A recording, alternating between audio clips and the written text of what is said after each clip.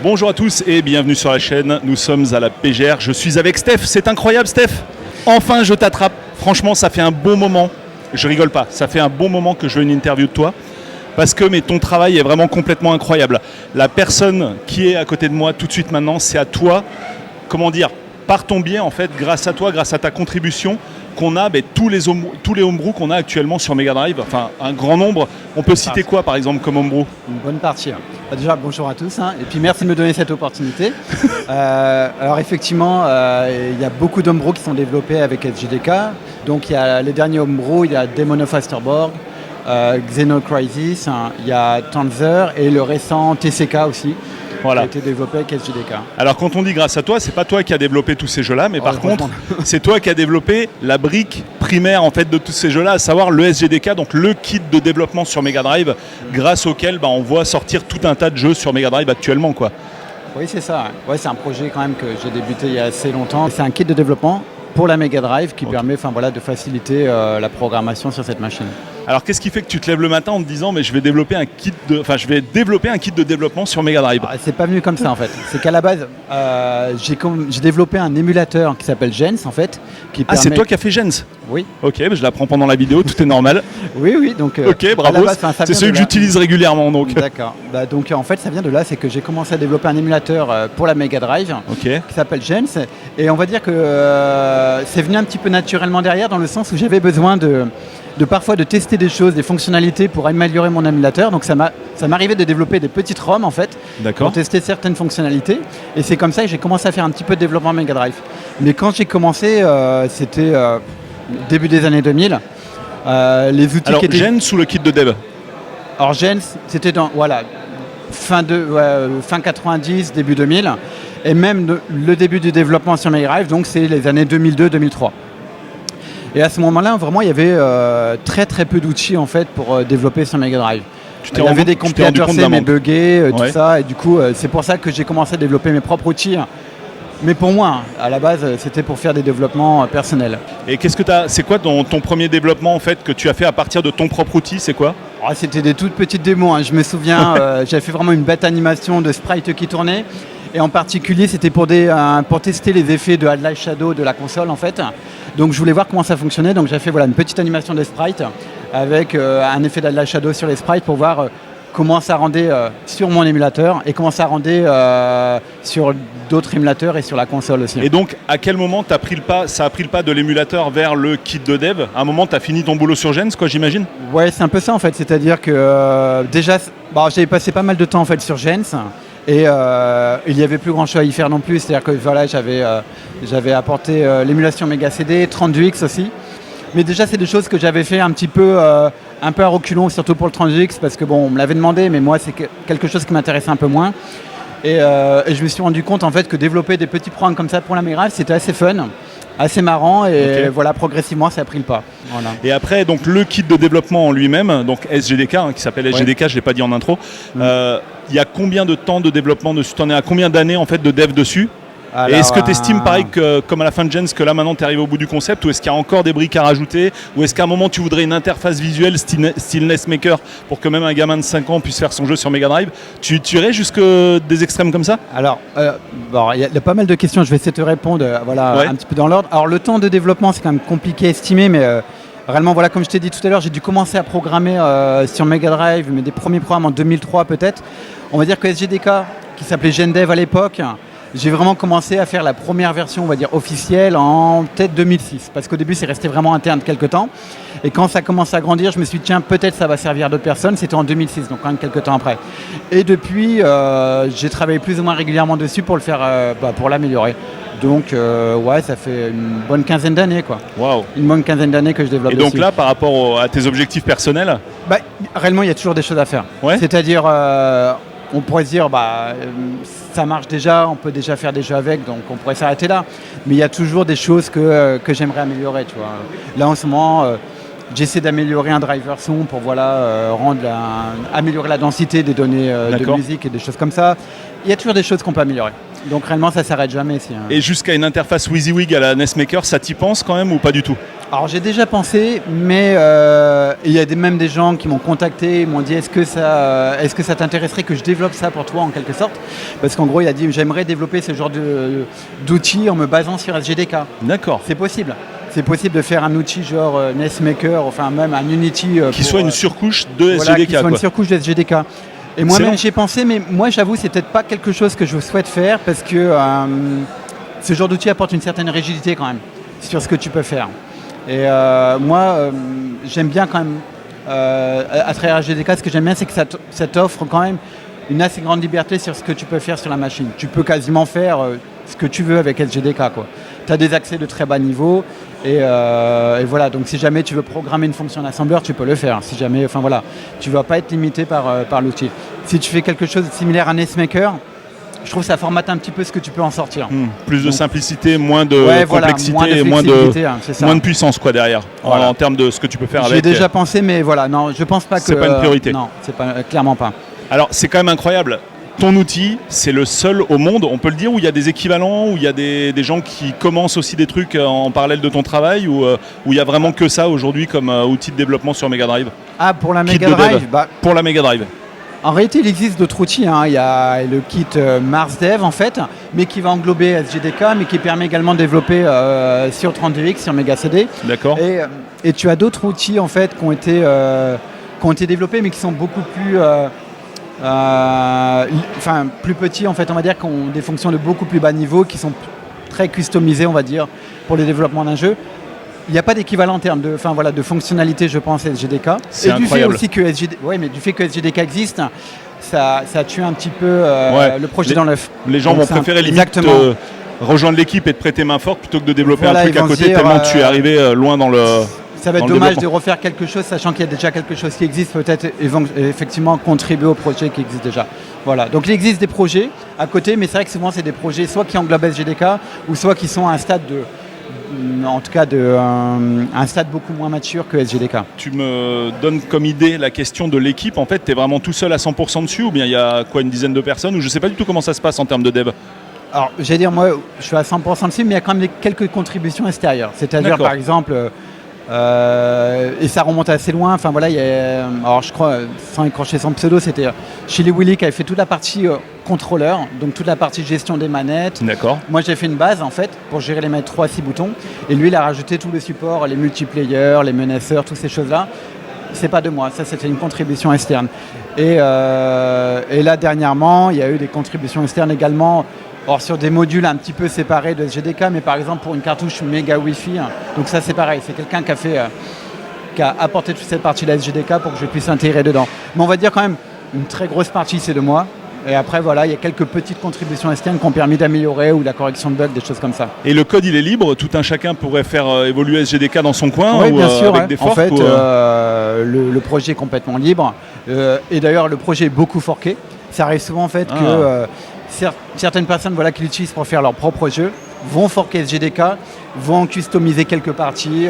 Donc forker, ça veut dire une autre branche du projet qui part dans son coin en fait. C'est ça, ouais. Ils dupliquent le projet, ils le customisent un petit peu pour leurs besoins, et ils vont travailler avec ça. Énorme. Et côté business par exemple, toutes les teams qui ont utilisé le SGDK, est-ce que déjà ils doivent payer quelque chose pour le faire, ou est-ce qu'ils doivent donner 3% sur les jeux? Enfin je sais pas, je dis n'importe quoi. Alors ça se passe comment? Je veux dire, là SGDK est complètement libre. Je veux dire, il y a une licence MIT derrière qui te permet de l'utiliser vraiment comme tu veux.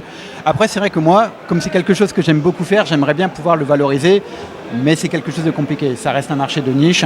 Donc, j'ai ouvert un Patreon. Donc, c'est une manière, en quelque sorte, les gens qui veulent supporter SGDK peuvent le faire via cette plateforme.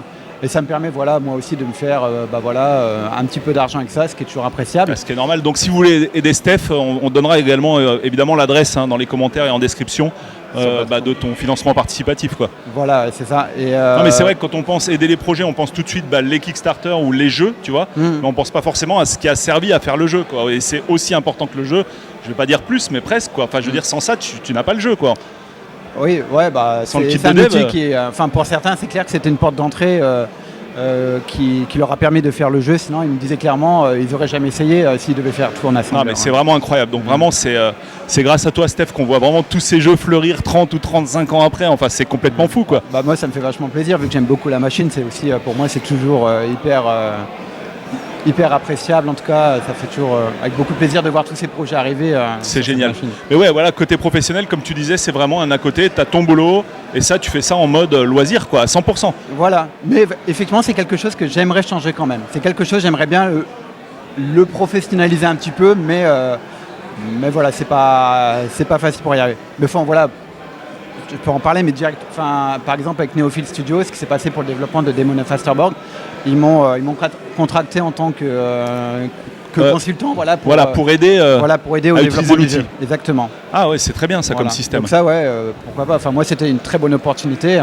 Et c'est vrai que c'est quelque chose que j'aimerais pouvoir reproduire, pourquoi pas. Ah bah super. Avec d'autres personnes, belle, si c'est possible. Belle collaboration, quoi, pour le coup. C'est vrai que c'est top, quoi. Et comment tu vois l'avenir de SGDK, en fait? Est-ce que tu as encore vraiment des fonctionnalités majeures que tu souhaites intégrer ou bien carrément te dire, je vais peut-être passer à la Super NES, non? Ou je sais pas.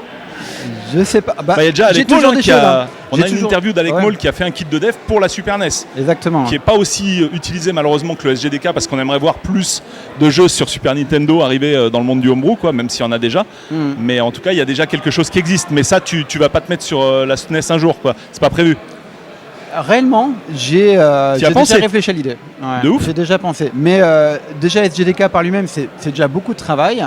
Et voilà, j'ai commencé ça en 2006, donc ça montre un peu quand même le temps que ça peut prendre. Et j'ai encore des choses que j'aimerais développer dans SGDK, mais c'est vrai que, et c'est une demande qu'on me fait souvent, on me fait mais pourquoi t'as pas fait la même chose pour la Super Nintendo et tout. Ouais. Et j'y pense un petit peu, mais c'est un boulot monstre, il y a des choses qui existent déjà là-dessus. Je pense que ça serait bien peut-être d'essayer d'améliorer les outils qui existent actuellement. Ouais, donc bosser avec Alec Moll, par exemple, tu exclus pas cette possibilité? Pourquoi pas. Ouais. Mais avant, j'ai déjà des choses que j'aimerais faire sur SGDK, donc ça ne sera pas pour tout de suite quoi qu'il arrive. Et si tu le faisais, par exemple, tu pourrais utiliser des briques de SGDK pour un kit de dev SNES ou pas du tout? Enfin, SNES Super Famicom? Ou ça te paraît impossible? C'est quand même assez compliqué parce que c'est trop taillé sur mesure par rapport à la drive? En fait, si je rentre un peu dans les aspects techniques. Ou Neo Geo? Ouais, c'est pareil, c'est très très différent quand même. Très différent malgré que le malgré que ce soit le 68000, tu as quand même des différences en termes d'architecture sur la partie vidéo. La partie sonore, c'est plus proche de Mega Drive, mais quand même, il y a quand même des grosses différences fondamentales. Mais en fait, dans SGDK, il y a quand même, on va dire, une API de bas niveau, une API de haut niveau. Donc l'API, c'est les fonctions, en fait, les fonctionnalités qui permettent d'utiliser le kit de développement. Donc toutes celles de bas niveau, forcément, elles sont indépendantes de la machine, c'est vraiment très proche de la machine. Par contre, ce qui permet l'API de haut niveau, éventuellement, on pourrait avoir une espèce de pseudo-compatibilité, quoi. D'accord. C'est-à-dire une API de haut niveau qui serait proche et qui permettrait de faire des jeux facilement sur les deux plateformes, sans tout devoir reprogrammer le jeu. D'accord. Ça serait génial. Mais ça, c'est un projet à 10 ans, quoi. Enfin, je veux dire, c'est un truc à très long terme. Tu vois on a une panne de courant en direct. Les impondérants. Mais on n'est pas impacté au niveau des caméras, heureusement. Et tu vois quelque chose à rajouter sur le SGDK ou non? On a fait le tour, tu penses? Oui, je veux dire, non, j'ai pas forcément grand-chose à dire. Sauf que c'est quelque chose qui est quand même perpétuellement en développement. On me dit souvent, mais t'as fini avec SGDK? Réellement, ça se termine jamais, tu vois. Réellement, il y a toujours des choses qu'on peut améliorer. Là, je travaille sur une fonctionnalité qui est hyper importante et que beaucoup de monde ont demandé depuis longtemps et ça vient seulement maintenant pour dire, donc il y a toujours moyen d'améliorer ça. Comme quoi par exemple? Là c'est simplement de pouvoir utiliser le format du logiciel Tiled. Alors, pour ceux qui développent des jeux, les visuels ou Voilà, c'est ça permet de construire tes niveaux, tes maps et tout ça, donc ça c'est quelque chose qu'on m'a demandé pendant très longtemps et c'est quelque chose que je fais seulement maintenant. Donc d'accord. Voilà. Comment tu vois l'avenir du homebrew, la scène homebrew d'une manière générale en fait en France et dans le monde? Comment tu penses que ça va évoluer en fait? Alors, pour être honnête, au début, je me suis dit que c'était une mode qui était un peu passagère. Je me suis dit, c'est à la mode et ça va peut-être retomber. Mais en fait, je me rends compte de plus en plus que, quand même, l'aspect nostalgique est quand même assez ancré chez pas mal de gens, y compris moi, et que ça a tendance quand même à plutôt progresser.